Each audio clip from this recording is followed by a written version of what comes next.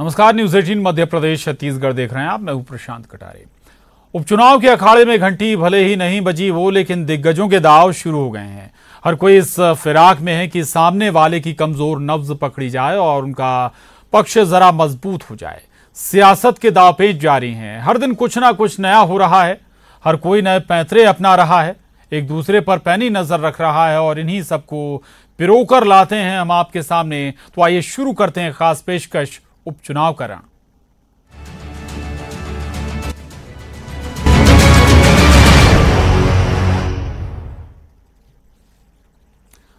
और उपचुनाव के रण में आज सबसे पहले बात पूर्व मुख्यमंत्री कमलनाथ के ग्वालियर दौरे की। अपने ग्वालियर दौरे के दूसरे दिन उन्होंने एक प्रेस कॉन्फ्रेंस की। इस दौरान उन्होंने बीजेपी पर जमकर निशाना साधा। उन्होंने कहा कि बीजेपी के शासनकाल में हमारा संविधान और प्रजातंत्र दांव पर है। 15 साल एमपी में शासन करने वाले मुझसे सवाल पूछ रहे हैं कि आपने 15 महीने में क्या किया। कमलनाथ यहीं नहीं रुके, उन्होंने सीएम शिवराज पर अब तक का करारा प्रहार किया। उन्होंने कहा कि उपचुनाव ग्वालियर चंबल के भविष्य को तय करेगा। तो वहीं कमलनाथ के बयान पर सीएम शिवराज ने भी पलटवार किया और कहा, मुझे अपशब्द कहने से अगर उन्हें शांति मिलती है तो वो कहते रहें।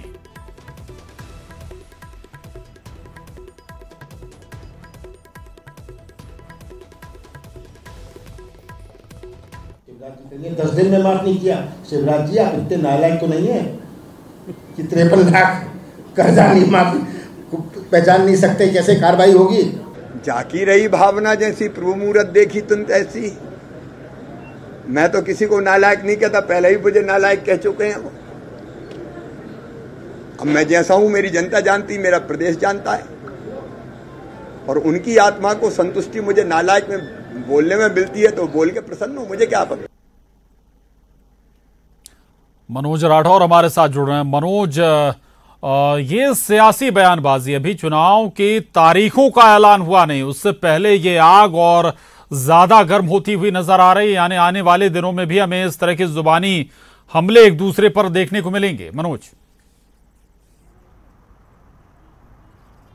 जी बिल्कुल प्रशांत, ग्वालियर इस समय मध्य प्रदेश का सियासत का केंद्र बन गया है और वहीं से इस तरीके के बयान लगातार निकलकर सामने आ रहे हैं, चाहे बीजेपी के नेताओं की तरफ से बयान हो या फिर कांग्रेस के नेताओं की तरफ से। लगातार बयानबाजी का दौर जारी है। हालांकि जो कमलनाथ हैं वो इस तरीके के बयान उनके सामने नहीं आए हैं अभी तक, चाहे वो सरकार में जब मुख्यमंत्री थे तब और या फिर अभी जो लगातार उपचुनाव को लेकर उनकी रैलियां हो रही है या फिर प्रचार प्रसार कर रहे हैं, इस दौरान इस तरीके के बयान निकलकर सामने नहीं आए। लेकिन उन्होंने जब कर्ज माफ़ी को लेकर, क्योंकि कांग्रेस ने बड़ा मुद्दा बनाया है और जनता के बीच में वो इस मुद्दे को लेकर ग्वालियर चंबल संभाग के साथ दूसरी यहाँ पे चुनाव होना है वहाँ पर लगातार जा रहे हैं और ये कह रहे हैं कि हमने 27 लाख किसानों का कर्ज माफ़ किया था और आगे भी सरकार कर्ज माफ़ करती, लेकिन खरीद फरोख्त के जरिए उनकी सरकार को गिराया गया। इस तरीके की जो दावा था वो किया जा रहा है और जो जनता के बीच में कांग्रेस इस मुद्दे को लेकर भी जा रही।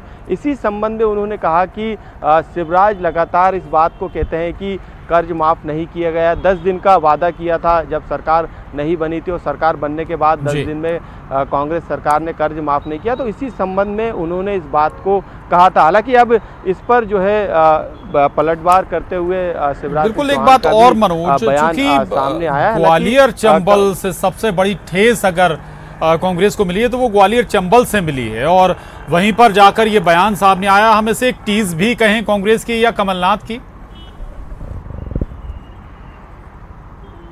आज बिल्कुल कांग्रेस बड़ा मुद्दा किसान कर्ज माफ़ी को बनाकर जनता के बीच जा रही है और कमलनाथ का इससे पहले इस तरीके के बयान नहीं सामने आए थे। हालांकि उनका कहने का मतलब किसान कर्ज माफ़ी को लेकर था, लेकिन अब इसके कई मायने भी सियासत में निकाले जा रहे हैं और लगातार अब बीजेपी के नेता लगातार कांग्रेस पर हमला भी बोल रहे हैं। खुद शिवराज सिंह चौहान की इस पर प्रतिक्रिया सामने आई, लेकिन अब इस तरीके के बयान आगे भी सामने आएंगे क्योंकि काफ़ी अहम ये चुनाव है और कमलनाथ फिर से सत्ता हासिल करने के लिए लगातार कोशिश कर रहे हैं। तमाम रैलियां वो कर रहे हैं और तमाम प्लानिंग के साथ जो है वो उतरे हैं। तो ऐसे में बीजेपी के सामने भी कई चुनौतियां हैं और इस तरीके के बयान अब आगे भी आएंगे।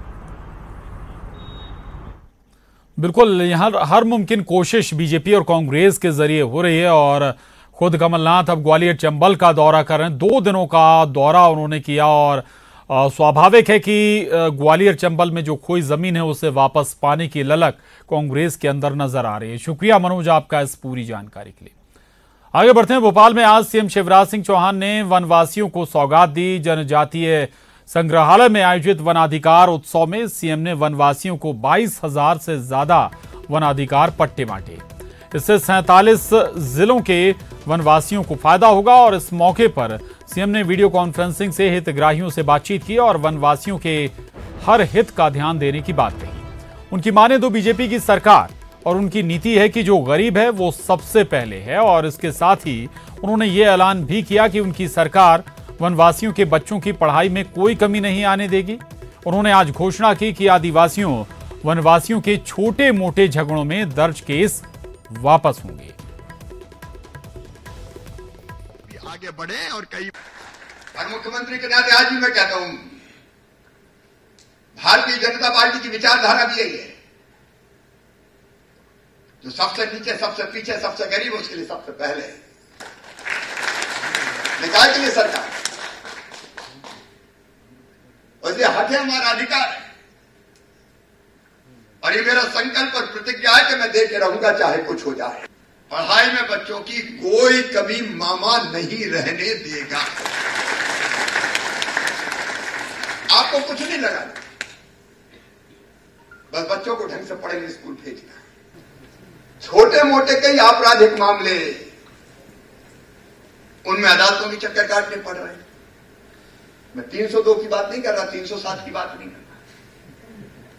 छोटा मोटा मामला कहा सुनी हो गई, छोटा मोटा झगड़ा हो गया तो मर गया, वकीलों को पैसा दे देंगे।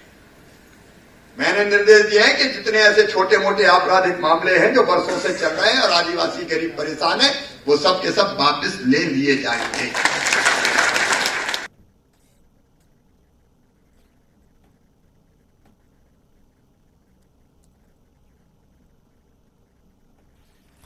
चलिए आगे बढ़ते हैं। खबर हरदा से। हरदा में कृषि मंत्री कमल पटेल ने बीमा रकम को लेकर किसानों की शिकायतों की जांच के आदेश दिए। इतना ही नहीं, उन्होंने बीमा कंपनी को भी मामले में सुधार करने का निर्देश दिया। उन्होंने कहा कि अगर किसानों की शिकायत का समाधान नहीं हुआ तो बीमा कंपनी को ब्लैकलिस्टेड किया जाएगा। शिकायत आई है कि जो कम मिल रहे हैं उसकी मैं जांच के आदेश दे दिए हैं और अगर बीमा कंपनी को कहा कि सुधारो नहीं तो उनके खिलाफ कार्रवाई करेंगे, उनको ब्लैक लिस्टेड कर देंगे। हमेशा के लिए कभी बीमा कंपनी जो प्राइवेट कंपनियां हैं उनको नहीं आने देंगे। और मैं एक एक जिले की, एक एक पटवारी हल्के की जांच करा रहा हूँ और जहाँ कहीं भी बीमा कंपनियों की कमी के कारण, गलती के कारण, भूल के कारण अगर किसान को पैसा कम मिला तो उसको पूरा दिलाऊंगा। ये विश्वास मैं किसानों को दिलाता हूँ, क्योंकि मैं किसान पहले हूँ, बाद में मंत्री हूँ। शिवराज सिंह चौहान किसान पहले, बाद में मुख्यमंत्री, और हम किसान हैं। वहीं मंत्री इमरती देवी के कलेक्टरों को लेकर दिए बयान पर चुनाव आयोग ने जवाब मांगा है। चुनाव आयोग ने सामान्य प्रशासन विभाग और कलेक्टर से इस मामले में जवाब तलब किया है। आपको बता दें कि मंत्री इमरती देवी का एक वीडियो वायरल हुआ था जिसमें उन्होंने कहा था कि सरकार और सत्ता के कहने पर कलेक्टर चुनाव जिता देते हैं। इस बयान को लेकर कांग्रेस ने चुनाव आयोग में शिकायत की थी और कार्रवाई की मांग की है।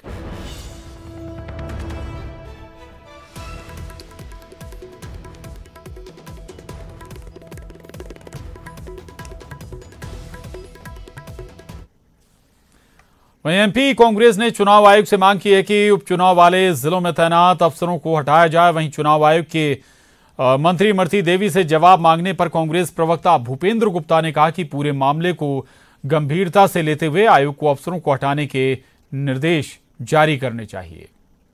आयोग का नोटिस जो है अपने आप में परिपूर्ण नहीं है। मैं चुनाव आयोग से मांग करना चाहता हूं और इसका रिप्रेजेंटेशन हम माननीय महामहिम राज्यपाल को भी इसका पत्र लिखेंगे कि जितने भी पिछले 2 महीने के अंदर कलेक्टर और एसपी की पदस्थापना की गई है, ये इसी कुटिल और बदनीयती भरे इरादे के कारण की गई हैं और ये चुनाव को ये प्रभावित करेंगे। इसलिए चुनाव आयोग अगर तटस्थ और निष्पक्ष चुनाव कराना चाहता है तो पिछले 2 महीने के अंदर जो भी नियुक्तियां एसपी और कलेक्टरों की पदस्थापनाएं हुई हैं उन्हें तत्काल निरस्त करके और उन्हें वहां से हटाया जाए। और यहां वक्त हो चला एक छोटे से ब्रेक का, फौरन लौटेंगे, जाएगा नहीं।